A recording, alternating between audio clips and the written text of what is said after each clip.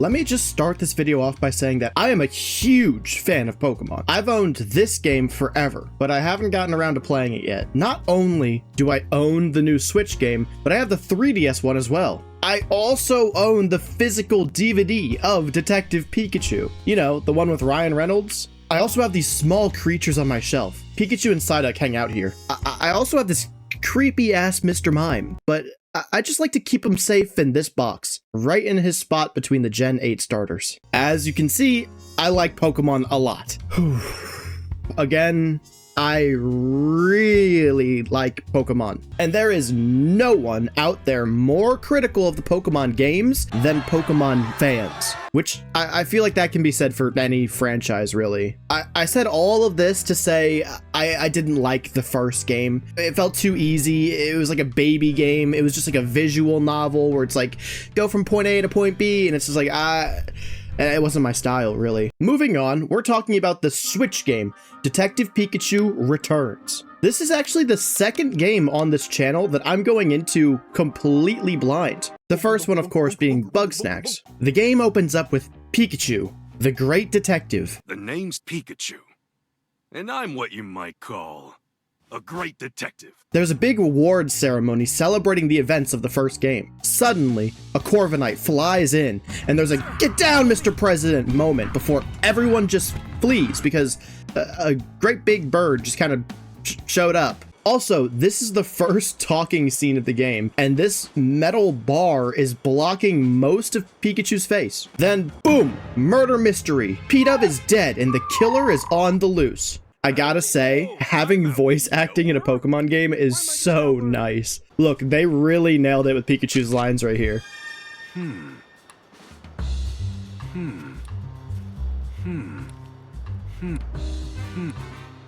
My toxic trait is that I didn't know Xatu was this big, and now I am very slightly frightened. Eventually, you get this mistake of a Pokemon to wake up the P-Dub with its scent.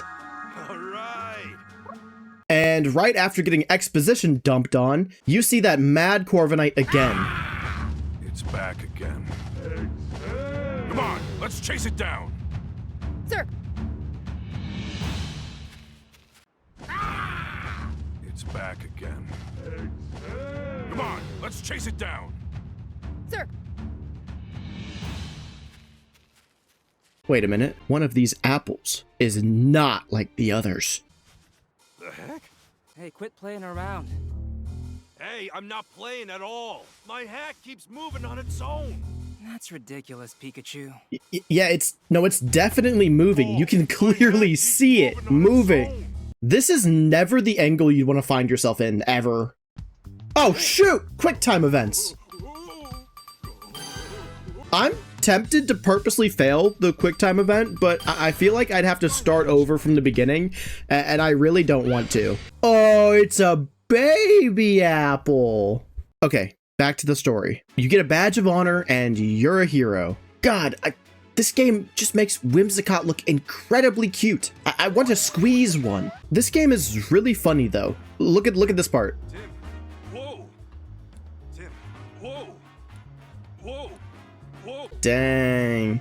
Look at these two Chads. What do you mean a fight could break out any second? They're literally fighting right now. Then, out of nowhere, this game becomes a horror game. Little jump scare looking ass. What are you? Oh, Brad McMaster. Of course. How could I not know that? All right, Tim. Dennis is waiting for you in the room over there. You mean that guy? Yep. He means this guy. Oh, Tim, I've been waiting for you. I don't really know how to explain this, but he is giving Big the Cat energy. Okay, so the big case is that this gem is worth $1 million, and it was stolen. Police think the butler did it, but Dennis thinks it wasn't the butler. He says that the only key to the room the gem was in is always around Growlithe's neck. So, now this is just a crazy thought, why don't we just ask Growlithe who took the key off its neck? What? No, you're kidding.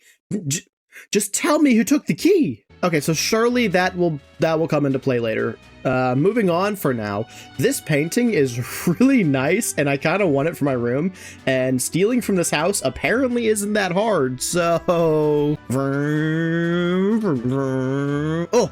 blue feathers! The culprit is Duckling! I knew it all along! Oh, Whimsicott fuzz from that guy we saw! He's guilty! Your Honor, send him away! It took a sharp blade to cut this. Your Honor! It was Scyther all along! I knew it! I told you! Aw, look at the Pikachu! Look at his little tail! Hey, Tim, quit looking at my tail. Who the hell are you? Dennis? A second Dennis. You certainly don't look like you're with the police.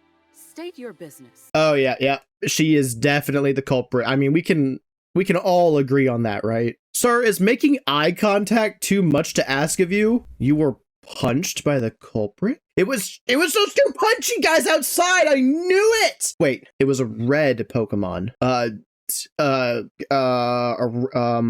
was Dennis! It was Dennis! He has a red vest on! Okay, it's finally time to question the main suspect. The butler. So is Brad just gonna stand there the entire time we're talking? Ducklet, I knew it! Look at the evil intention in his eyes. Okay, it's finally time to talk to Growlithe. Okay, the culprit took the key when she was sleeping. Alright, okay. Bro, I don't get that. I will wake up if, like, the next door neighbor flicks a light switch too hard. Okay, so at this point, the case reaches a dead end, and you gotta go out into town and start meeting new people and doing some side quests. But I know you're as invested in this case as I am, so let's just get through this part pretty fast. Someone must have planted that tree in the flower bed. Oh, don't tell me she's buying this. I am such a huge fan of yours. Okay, you know what? Maybe it's actually this guy who did the crime. Charles Martinet? This is the guy who voices Mario? Huh, I thought he'd be taller. Would you allow me to give you a quick health exam? Okay, he's definitely a criminal, but probably for a different type of crime. It looks like they were bitten, not cut. Shaken, not stirred. Poniard. He's red like the witness said. He's got blades sharp enough to cut the glass.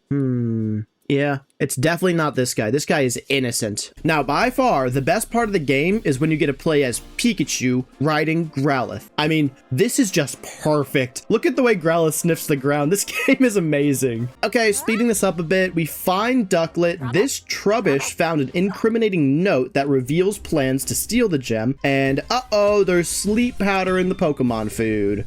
Finally, we've gathered all the evidence. This is it. Let's take care of business. For weeks now, I've been on the trail of the most elusive criminal this city has ever known. They move like a shadow, leaving no trace behind.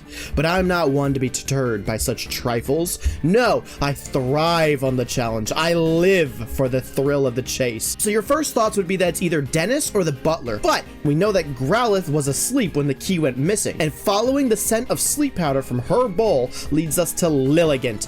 When Lilligant dances, it releases the powder without trying to. So someone could have easily obtained some. The question is, who placed the sleep powder in the food bowl? The one who makes the food in the morning is Turner, the second, newer butler. But it couldn't have been the second butler because I have the answer right here. I really want to blame Brad because he's a creep. I couldn't really blame this freak because he never showed up again. So then we took a look at the inside. The Dennises have been arguing over the gem for a while. The argument started because Dennis wanted to donate the gem to the city, not wanting to hoard it all to himself. But Dennis sees the value of the gem and wants to keep it. Not only that, but we found a note that says they can frame the butler for everything and will both be coming into a lot of money. Now, Dennis 1 is already rich. He owns a very established gem shop, but Dennis 2, on the other hand, is only married to the man and doesn't have a fortune of her own. So they're in for hence. The culprit is none other than Dennis. Thief who stole the Aurora drop. It's Mr. Turner. You're the culprit.